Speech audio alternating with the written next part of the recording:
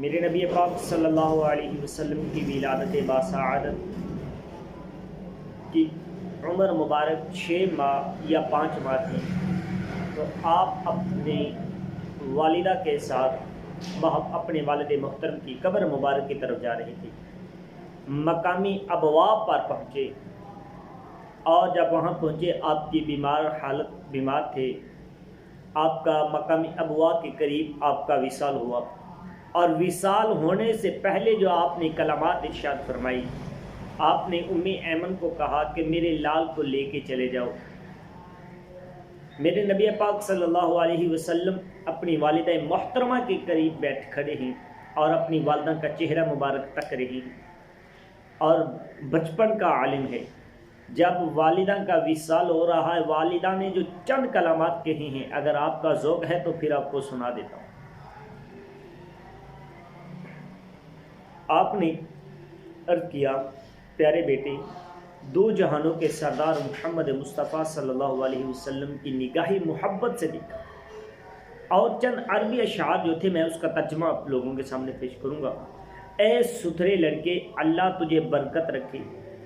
اے ان کے بیٹے جنہوں نے بڑے انعام والے بادشاہ اللہ پاک کی مدد سے موت کی گہرے سے نجات پائی۔ اے میرے پیارے بیٹے، جو کچھ میں نے خواب دیکھا، قدر تو ٹھیک ہے، تو عزت و جلال والے رب کی طرف سے مخلوق کی طرف پیغمبر بنایا جائے گا، تو حرم وغیرہ حرم ہر علاقے کے، ہر قبیلے سے، ہر شہر میں تیرا ڈھنکا ہوگا۔ جو تیرے نیک کار والد اللہ پاک نبی حضرت سیدنا ابراہیم علیہ السلام کے دین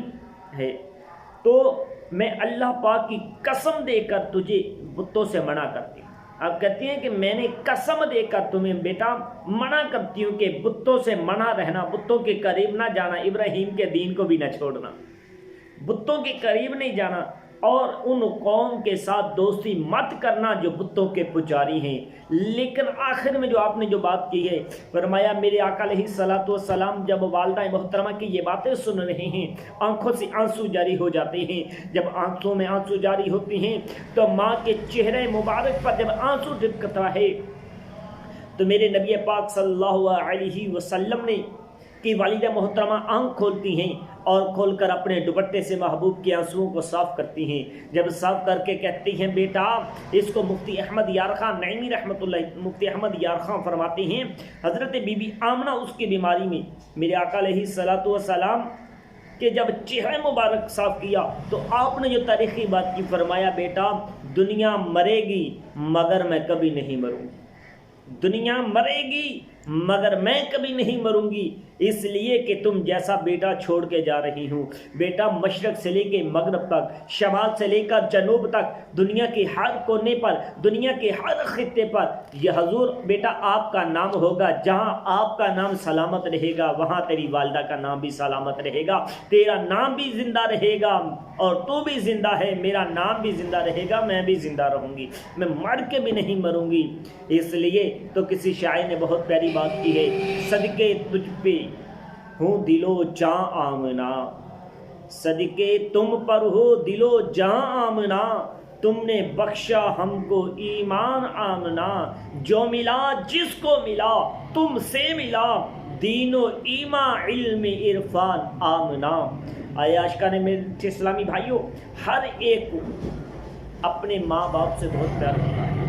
ہر ایک کو اپنے ماں باپ سے بڑی محبت ہوتی ہے، ہر ایک کو ماں باپ کے ساتھ بڑا پیار ہوتا ہے، لیکن میرے آقا علیہ الصلوۃ والسلام کو کیوں نہ پیار ہوتا؟ اس لیے اپنے والدین کریمین کو اپنی پیاری امت کی شمولیت کی خاطر عطائے رب ذوالجلال کی بارگاہ کے اندر میرے آقا علیہ الصلوۃ والسلام نے اللہ کی رب کائنات کی بارگاہ کے اندر دعا کی۔ یہ جو حدیث مبارکہ پیش کرنے لگا ہوں، یہ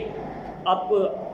امام ابو القاسم عبد الرحمن سسالی الرد القنوف میں نقل کرتے ہیں۔ آپ فرماتے ہیں میرے آقا علیہ الصلوۃ والسلام نے اللہ کی بارگاہ کے اندر ہاتھ اٹھا دیے اور عرض کیا پروردگار عالم میری ماں باپ کو زندہ کر دے، لیکن اللہ پاک نے حبیب علیہ الصلوۃ والسلام کی دعا قبول فرمائی، اور دونوں حضرات یعنی میرے نبی کے والد اور میرے نبی کی والدہ دونوں زندہ ہو کر اور دونوں اللہ نبی پاک صلی اللہ علیہ وسلم کا کلمہ پڑھا اور دونوں اللہ پاک کے آخری نبی پر ایمان لائے، پھر اپنے اپنے مزار مبارک میں تشریف لے گئے۔ دل کو ہے فکر کس طرح مرتے جلاتے ہیں حضور، اے میں فدا لگا ہے ہر ایک ٹھوکر اسے بتائی ہوں۔ لیکن لوگ کہتے ہیں میرے آقا علیہ السلام نے اپنی والدین کو قبروں سے اللہ باہر نکال کے کلمہ پڑھایا ہے، پھر آپ قبروں کے واپس چلے گئے، لیکن کل قیامت کا دن ہوگا، لیکن وہ جہاں محمد ہوں گے وہاں محمد کے والدین بھی ہوں گے۔